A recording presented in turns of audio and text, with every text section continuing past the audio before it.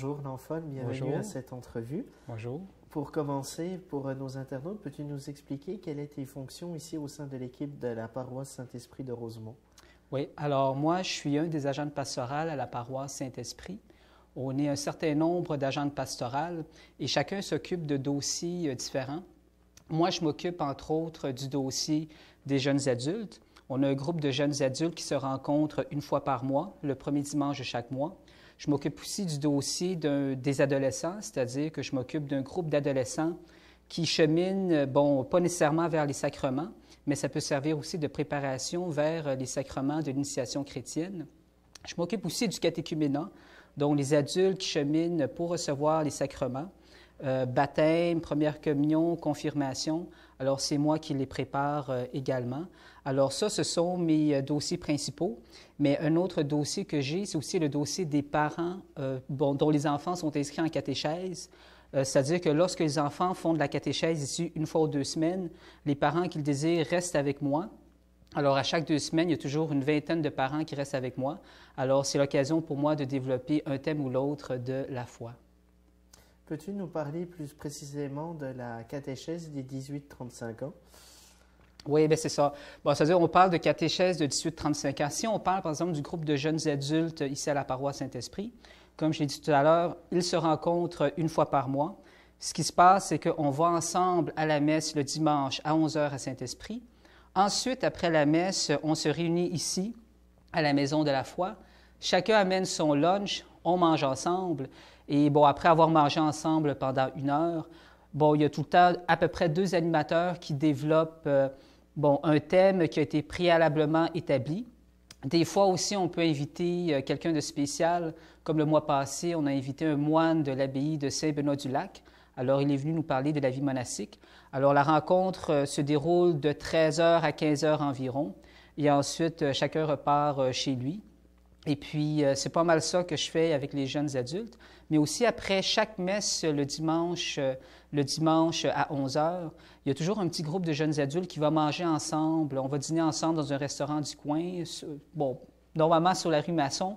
Et puis, ça nous permet aussi de développer des liens comme ça. Alors, dans notre groupe de jeunes adultes, le premier dimanche de chaque mois, on est toujours une bonne vingtaine qui se réunit. Des jeunes de 18 à 35 ans, 40 ans maximum. Et au niveau du catéchuménat, est-ce qu'il y a beaucoup d'adultes qui se demandent à l'initiation chrétienne et au sacrement? C'est ça. Évidemment, ça dépend de quel sacrement dont on parle. Cette année, j'accompagne un jeune adulte de 36 ans qui chemine pour recevoir le baptême. Alors, je le prépare et aussi, bon, je suis en lien avec le service de catéchuménat de Montréal justement pour le préparer pendant l'année. Donc, au niveau du baptême, il y a un peu moins de demandes, mais il y a beaucoup de demandes au niveau des confirmations. Alors, nous, ici, on a 2 dates de confirmation, un au mois de novembre et un à la Vigile pascale. Et, bon, je dirais que chaque année, on est tout le temps une bonne vingtaine de jeunes adultes donc, qui reçoivent leur sacrement de confirmation. Et ce que je constate aussi, c'est que de plus en plus parmi eux n'ont pas fait leur première communion. Alors, je pense que c'est une réalité. Donc, ça va vraiment en augmentant, je dirais. On voit qu'autour du cou, tu portes la croix de notre Saint-Père, le pape François. Pour toi, quelle est l'image de l'Église ici en 2014 et pour les années à venir? Quelle est l'image que tu as de l'Église pour toi? Qu'est-ce que représente l'Église pour toi en 2014? Bon, c'est-à-dire que je crois que l'Église est dans une phase présentement de transition. C'est-à-dire que, bon, on ne va pas se le cacher, lorsqu'on va dans les églises, bon, les générations seniors sont quand même en majorité. Il y a moins de jeunes. Cependant, ce que moi, je semble constater ici à la paroisse Saint-Esprit, mais aussi peut-être dans certains autres lieux comme l'Oratoire Saint-Joseph, c'est qu'il semble y avoir quand même un nombre grandissant de jeunes, des jeunes adultes, mais aussi des adolescents. Par exemple, ici à Saint-Esprit, il y a beaucoup d'adolescents qui s'impliquent comme servants de messe. Moi, je dirais justement que l'Église est en transition. Je pense que l'époque où bon, les gens se sentaient contraints par l'Église de toutes sortes de manières, vous savez, le genre d'histoire qu'on entend, bon, bon, comme quoi les gens se sont sentis contraints, obligés, opprimés par l'Église. J'ai l'impression que ça ne concerne plus les jeunes générations. Moi, bon, j'ai 35 ans, j'ai grandi ici, mais je ne peux pas dire que j'ai été opprimé par l'Église d'aucune manière que ce soit. Je me suis toujours senti bien dans l'Église. Et je pense qu'étant donné le vide spirituel que ressentent beaucoup de jeunes, de plus en plus, il va y avoir des gens qui vont revenir vers le message de l'Évangile et vers l'Église. Qu'est-ce qui t'anime le plus dans ton travail? Quelle est la flamme qui te demeure pour justement faire ce travail auprès des jeunes ou vers les nouvelles personnes qui recherchent à retrouver le sens de la foi profonde? Alors moi, je dirais que ce qui m'anime, c'est véritablement ma foi en Jésus-Christ. J'ai vécu une expérience personnelle de conversion il y a un certain nombre d'années. Et ça a été une expérience qui était très, très forte. Alors, lorsque j'ai vécu cette expérience-là, j'avais compris que Dieu existait, que le Christ est véritablement présent dans l'Eucharistie. Alors, je dirais que c'est ça, c'est vraiment une foi profonde, mais que j'essaie d'approfondir de jour en jour.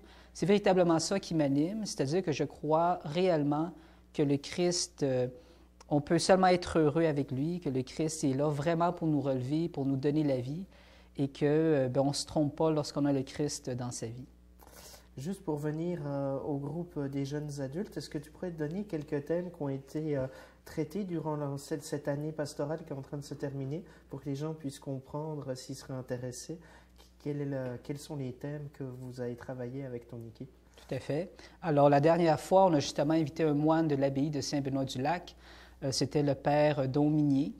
Il est venu nous présenter une vidéo et ça portait sur la vie monastique comme telle. Parmi d'autres thèmes qui ont été travaillés, je sais qu'à un moment donné, il y a eu 2 jeunes adultes qui ont travaillé sur le thème de la miséricorde, dans le temps de la miséricorde divine. Alors, ce thème-là a été travaillé. On a aussi déjà travaillé le thème du couple chrétien. Alors, évidemment, dans notre groupe de jeunes adultes, certains sont mariés, d'autres sont célibataires. Alors, on a invité 2 personnes qui ont travaillé à l'Office de la famille à l'archevêché par le passé et qui nous ont parlé justement de leur expérience comme couple chrétien. Alors, ils nous ont entretenus là-dessus. Une fois, il y a une jeune adulte aussi qui a parlé de l'Esprit Saint. Une fois, c'est une autre jeune adulte qui a parlé de l'Eucharistie. Alors, je dirais que les thèmes diffèrent et les thèmes, ça dépend aussi de qui est l'animateur parce qu'on essaie d'avoir une alternance au niveau de l'animation. Alors, selon le jeune adulte qui va animer, alors c'est sûr que ça influe sur le choix du thème. Et pour conclure cette capsule, quel message tu aurais à transmettre à nos internautes? OK, grosse question.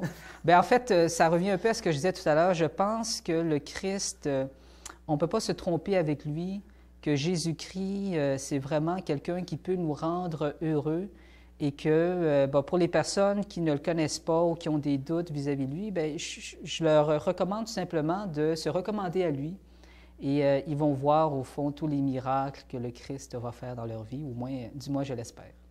Un grand merci, Lanfon, et merci pour le bon travail effectué ici dans la paroisse. Merci, Sébastien.